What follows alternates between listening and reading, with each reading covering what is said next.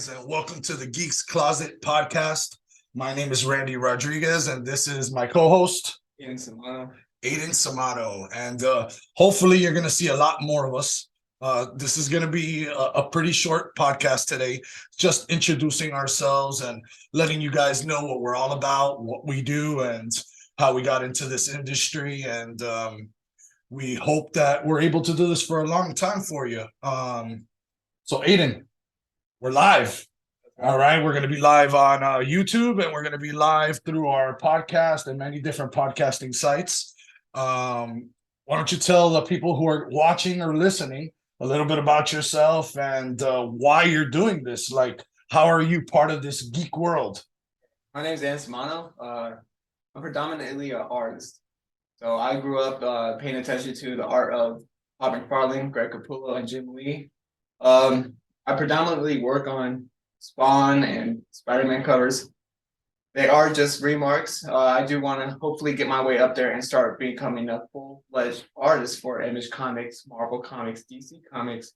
But I just got started drawing when I was like a little boy, just drawing on the walls. And my mom said, stop doing that. But it brought into fruition that I would be an artist. Absolutely. But, it's one of the ways I can express myself, and you guys can too if you guys are artists. And it doesn't mean just comic books, any type of art. But I just keep going. I just keep drawing. And where does your knowledge in geek culture, like what do you know? What are you into? Is it just comics only, or are you into other things as well? I'm into comics predominantly. Yeah. But like pop culture, like old films. Okay. I've been trying to get into anime. Let me just get that straight. I used to be like, oh, I hate anime. But now I'm trying to get into anime. And just so you guys know, we will have guests on this show who we will talk and tackle anime as well, video games, trading cards, comic books. So anything geek culture, geek related, Star Wars, Star Trek. I'm not a big Trekkie, but Star Wars is my thing. But anything geek culture, we plan on talking about. We still haven't figured out how we're going to break up the segments, if it's going to be, per show, or if we're going to tackle a little bit of everything on each show. We're going to ask, that you guys give us some feedback, and that you reach out to us and let us know what you think and what you want to hear. Because at the end of the day, besides this being a podcast for you, this is a way that me and him can, take it, talk about, the stuff that makes us laugh, and things we like, things we don't like about geek culture. And so we're going to ask that you do reach out to us and give us feedback and let us know what you want to hear. Yeah. So what about you, Randy? Like, what got you into the geek culture? How did you start off? This is a long one. Okay. Come on now. But if they're listening, don't tune out. For me, man, I'll be honest. It started when I was pretty young. Young. I was 5-6 years old. Golly. No, for real. I was like 5 or 6 years old. I lived in a little town called Sweetwater in Miami. It's grown substantially since then. But anyhow, I would wake my mom up very early, and I would have her take me around to all the local different, markets and garage sales and things like that. And with the little money that I would hustle from my dad or the family friends that would come to the house, I would go and I would buy Power Rangers and Ninja Turtles and things like that, but not really to collect, although I loved it. So what I would do was I would have her bring me back home before like 8-9 o'clock, set up my own tables and resell everything that I bought at those yard sales of Power Rangers. And then what I did was, I lived on a street called 4th Street, and down the road one way there was a school, and right by the school there was a senior citizens home, and the old people would walk down that block. So once they realized that I was a 5-6-year-old little shark, they would cross the street. So what I would do is I would run across the street and bring the old guys and the old girls and tell them, look, I have Power Rangers, I have Ninja Turtles. Your grandkids would love this. You got to check it out. And that is what started my whole passion for geek culture and sales and the whole business thing. but from there, I grew up a little bit, and I started working for GameStop. I was a store manager for GameStop. I'd actually had opened up 2 GameStops from pre-construction. Not me personally, obviously it's a corporation, but they hired me on. I trained on at a GameStop location while they were building out mine, and the whole entire process, the hiring, the firing, the staffing, from the beginning, that was me. I've been to Vegas, learn at the seminars, and I've done a lot with GameStop. And from there, I went on to work for a company called Play and Trade, and that company was basically a bootleg GameStop, but more geared towards retro video games. And so with that one, it was pre-construction as well. It was in the process of being built. They had already hired their store manager, and I had sent an email. I don't know what happened and why, but I sent an email on Craigslist, and it got to their hiring area manager or something like that. And they said, "Hey, look, we already hired our store manager, but would you like to come in and interview for an assistant manager?" I said, "Well, I'm not an assistant manager. I'm a store manager. I'm a general manager, but I'd like to come in and talk to you." So they said, "All right, can you make it now?" I'm like, now, right now, no haircut, no time to shave. I mean, I had to throw on what I had. Didn't even iron my clothes. Like, that's how fast it was. I had literally like 2 hours to take a 45-minute drive, compose myself, and meet with them. And the owner was a Brazilian man. And I remember I walked in, and I met the area, regional manager, and from there the owner walked in with his wife. And bro, I tell you, I can't make this up, I swear to you. So when I went up to, so right before he walks in, the area manager guy once again reiterated that they already had their store manager. His name was Ronnie. I remember like it was yesterday. And he's like, "So remember, you can talk to him, but we already have our store manager." So come walking in is the owner of the business of that Play and Trade. And when I go to shake your hand, I'm like, "Hey, how you doing? My name is Randy Rodriguez. I'm your new store manager." And bro, that's it. I was his new store manager. And from there, man, we did great. I know we tackled $1 million before the end of 2 years. God, Yeah, and we did very well. The area manager was very impressed. So I would travel all up and down Florida to all the Play and Trades if there were any issues, hiring, firing the whole staff, recruiting a new staff, training them, and then coming back home. And from there, I'd done a lot of different stuff, mainly as a general manager. But the truth is, I was never happy, man, because I always wanted to do it for myself. I loved everything that was gaming at that time, and retro and new, which that new is now today's retro. Yeah. Long story short, I told myself one day, I said, "You know what? I'm going to go to business for myself." And I opened up a property preservation business. And man, I started that all by myself. One man, one weed eater, one lawnmower, one garbage can, one machete, one of everything, and a pickup truck. And bro, in South Florida and South Florida, you're talking about high 90s all the time. Yes. I broke my back doing that job, man, but I built the business by myself. At one point in time, I partnered up with a cousin, but then I ended up doing it by myself again. My brother at the moment, he was dealing with, a type of cancer, and he had stopped working because he had a lot of issues, with to and from the doctors. And my brother lived 45 minutes to an hour away from me, and I told him, "Hey, come down and work with me." So my brother came down, worked with me, and we built the business, man. Doing great. Till one day I walk outside, and I got robbed. I was robbed. They cleared me out of everything I had.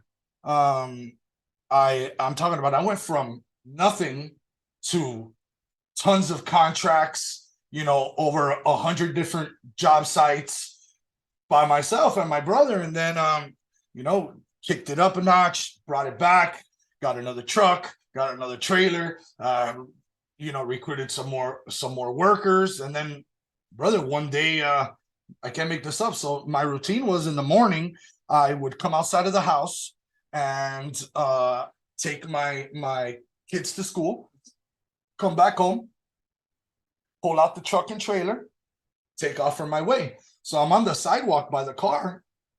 And I want you to know, in Miami, I know everybody, to all the viewers and listeners that are outside of Florida, think of Miami as this luxurious, sunny beach. It's far from that. There, unless you come from a silver spoon, or you have a great career, a big business, and get to live in the best of areas, you're probably living, if not in an area of poverty, you're living in lower to middle income communities, and with that comes a lot of crime. So anyways, as I stood on the sidewalk, I got a phone call, and right then and there, I remember it like it was yesterday, man. I got a phone call. The phone call said, "Hey, is this the owner of R Express Property Preservation?" I'm like, "Yeah, man, what's up? What can I do for you?" He's like, "Are you missing a trailer?" I'm like, "Missing a trailer? No, man. What do you mean missing a trailer?"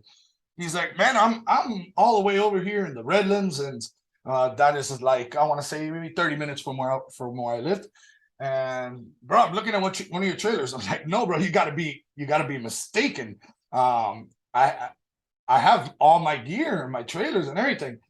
So he's like, "Are you sure? Is your number blah blah blah?" I'm like, "Yeah, man, that's me." He's like, "Are you sure?" So I walked over to the side of my house. Trailer was gone, bro. They didn't even leave me a hammer. And bro, it broke me. It broke me because I've worked so hard. And I was always considered, bro, every family has that one black sheep. So I was always considered a black sheep, and I wanted to break that cycle, and I wanted to prove to everybody, that I had that genius business mind that I always thought I had. And I turned something very big from nothing. And bro, I'll tell you straight up, and I'm not trying to sound any kind of way, bro. I fell to the floor on my knees, bro, and I broke down crying like a little girl. Cried. It broke me, bro. It broke me so much. I didn't reopen the business. I didn't do nothing with my insurance. That was the end of the road. And with that being said, it put me into a depression, man. It put me into a huge depression, and my wife tried to lift me up and pick me up, and it is what it is. Anyways, let's fast forward. One day I walk into a flea market that not too far from my house, and I was just killing time, man. Killing time. I walked into a flea market, and I was bored, so I put my elbows on a glass display like this, and I was just sitting there on a stool looking around, and some lady walks up to me, and she's like, "Oh, are you interested in renting out this kiosk?" I'm like, no, I'm not. I'm just here looking around. She's like, "Are you sure? I'll give you a really good deal." I'm like, "What's a good deal?" Right. And then she told me whatever she told me. I'm like, "Wow, that's a really good deal." And I was like, "What if I take both kiosks?" And she's like, "I'll make you an even better deal." So she made me an even better deal. And I said, "You know what? You got yourself a deal." So I took down the two kiosks and I turned it into one huge kiosk. I went right there. I stepped to the side. I filled out the paperwork, and I called my wife on the phone. I remember it, bro. Oh my God. I called my wife on the phone and I told her, "Babe, guess what?" And she's like, "What?" And I said, "We're opening up a store." She's like, "What do you mean we're opening up a store?" I said, "Yeah, I just signed some paperwork. We're opening up a store." And so that's what I did. I went home. I got on eBay. I put my credit cards on eBay, my debit cards, all of it, everything. And I bought a ton load of retro video games because video games was my passion, right? Right. So I bought a ton of freaking video games, stacked up all the kiosks, made it as pretty as I could, as professional as I could. And I said, "Bro, I've always made millions of dollars for all these other companies because they had a blank check." And with Play and Trade, the owner, Walter Dondo was his name.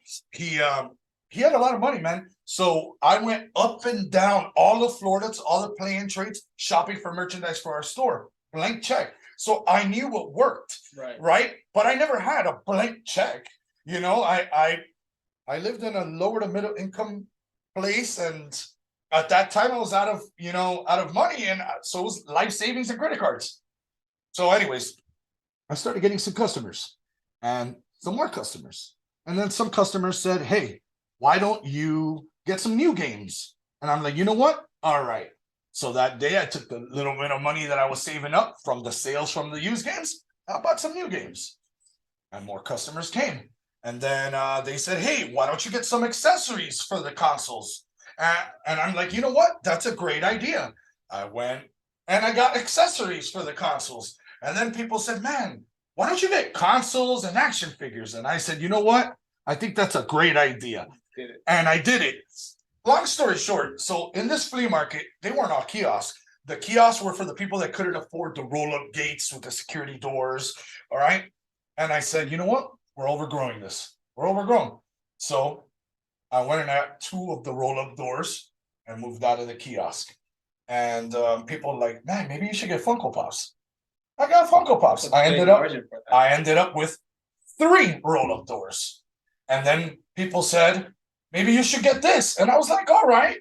And then I went to 5 roll-up doors, and then 7 roll-up doors. Then somebody came to me and said, "Why don't you do comic books?"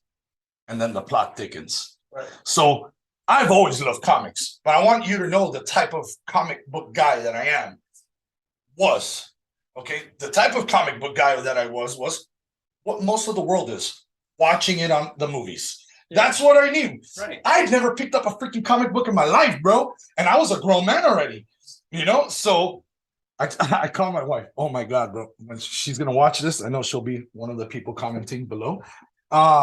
I told her, "Hey, I'm going to go buy some comic books." She's like, "All right, you think that's a smart idea?" I said, "Yeah." Really, I didn't. Brother, right. I was in, like I said, a lower to middle income. All the comic book stores that I knew were in middle or higher income communities. Just so everybody knows, I'm Cuban, so there's no discrimination here. Just to clarify, because I know there's sensitive people all over the world when I speak what I'm going to speak on. So anyways, the target demographic that I had in my area was predominantly Black.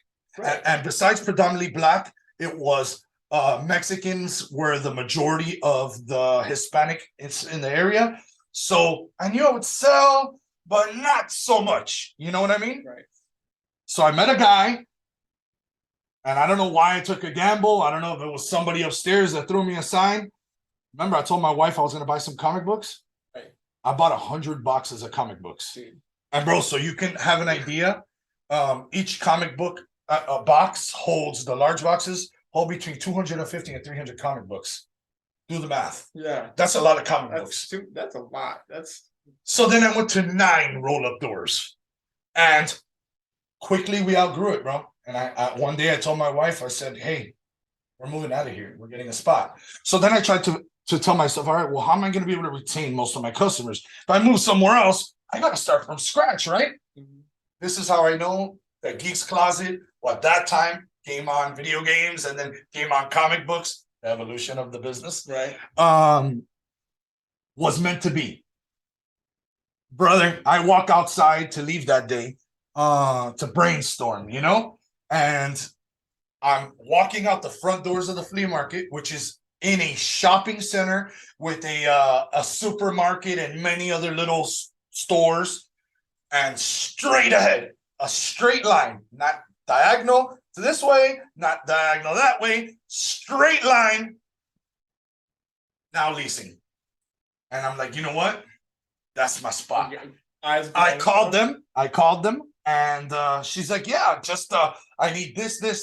Let's meet up at the spot so I can show it to you. Don't forget to bring your financials." Oh shit, look, boom, boom, boom, boom. My heart's beating. Yeah. Why? I have no financials, bro. Bro, I'm coming out of a flea market.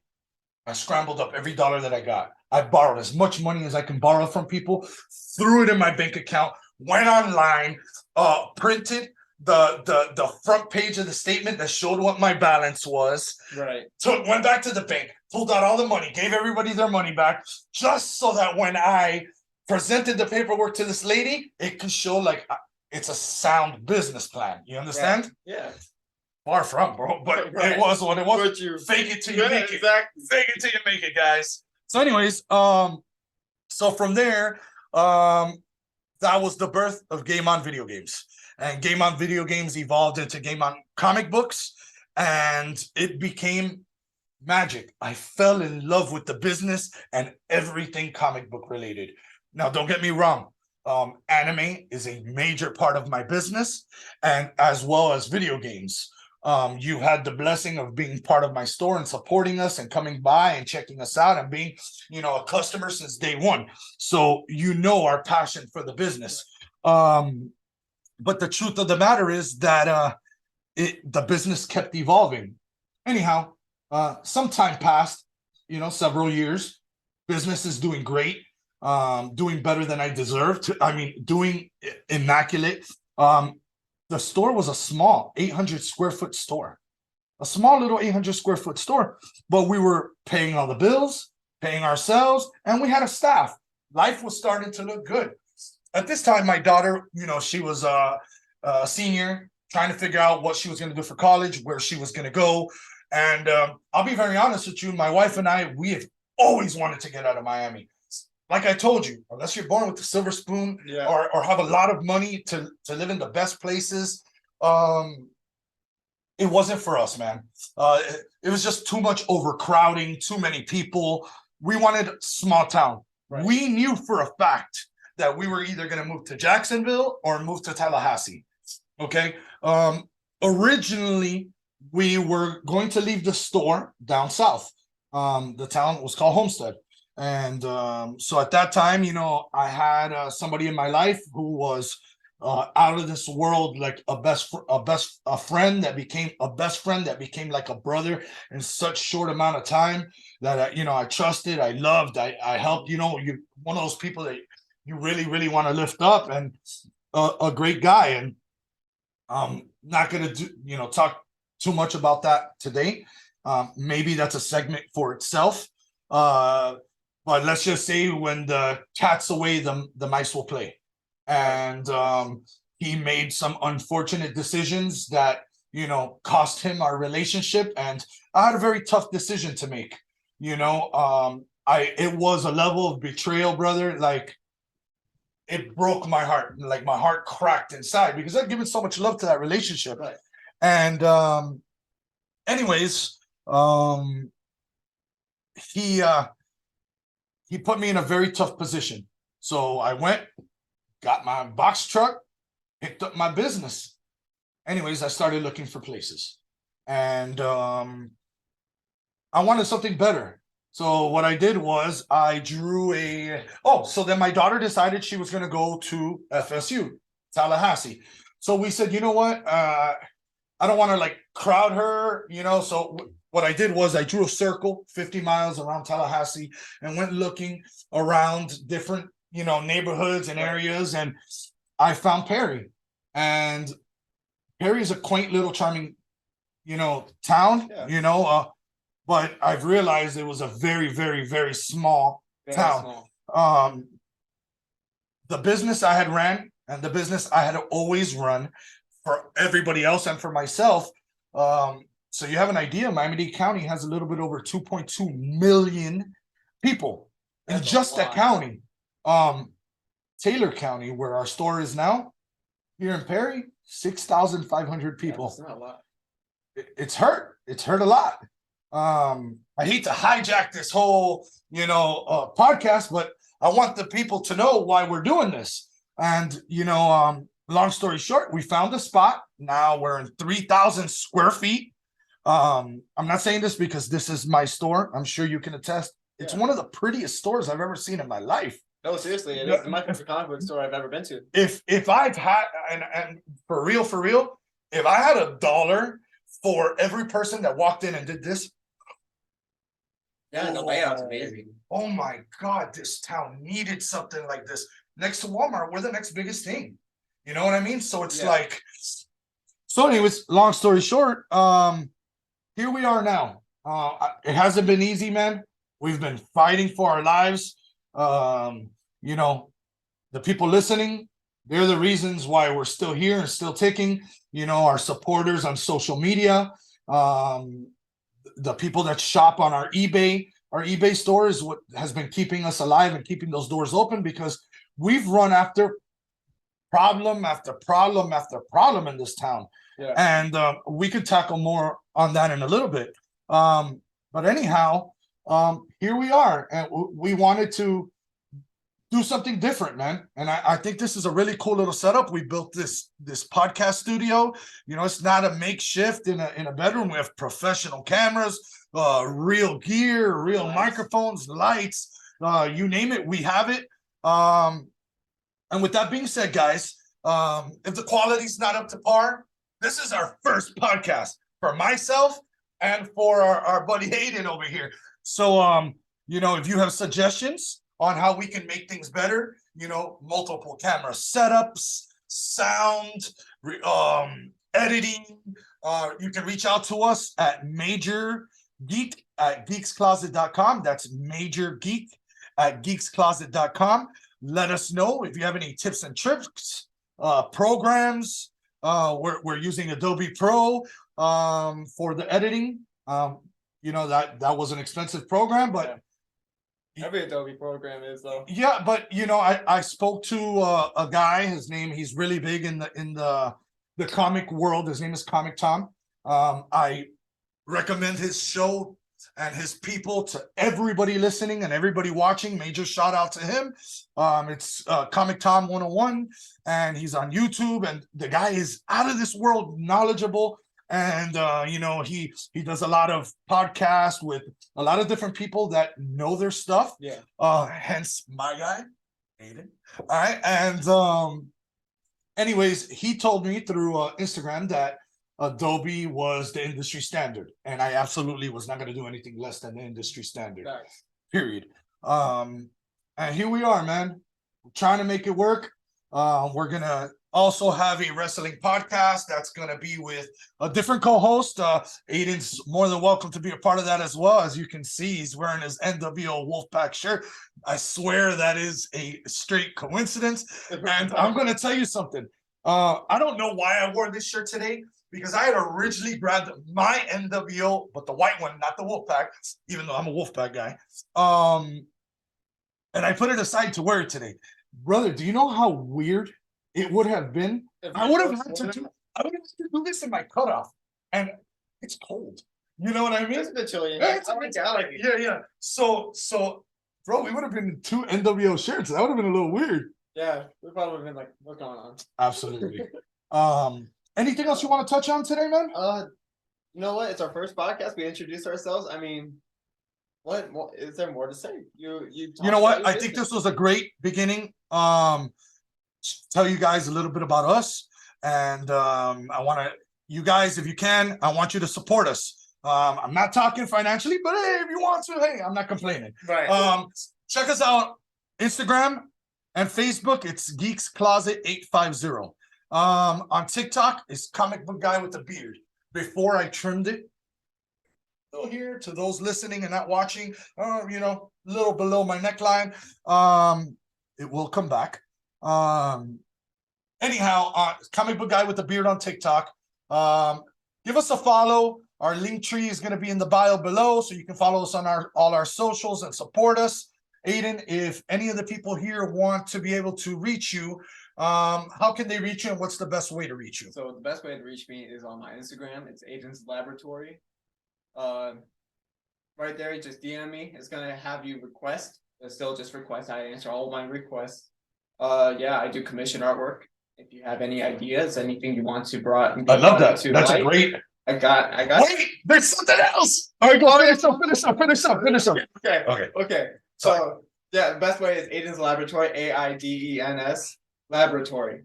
No spaces. No anything else. Yeah, that's me. Yeah, guys, and also I have a lot of Aiden's artwork in my store. He does a lot of remarks for us. He's our main artist. All the work that he does is incredible. But today we're gonna give away I don't know if there we go. Yeah, Bring it the, up to the camera. yeah, if you can try to get it without the glare, that'd be great. It's Vampirella. This is one of his artwork that he did. There we go. Well, So what I want you to do, that's good. it's good enough, good enough. This is Vampirella #1 that he did the remark on a blank variant. We're gonna give this away to you absolutely free. We're gonna cover shipping and everything. All I ask is that you follow us on our socials. So I want you to follow us on Instagram, I want you to follow us on Facebook, and I want you to follow us on TikTok. And when you do each one, all I want you to do is send me a message or leave a comment, say, hey, I followed, and we are going to select someone very, very soon to do that. So anyways, guys, that's gonna be it for today. Check us out. Good talking.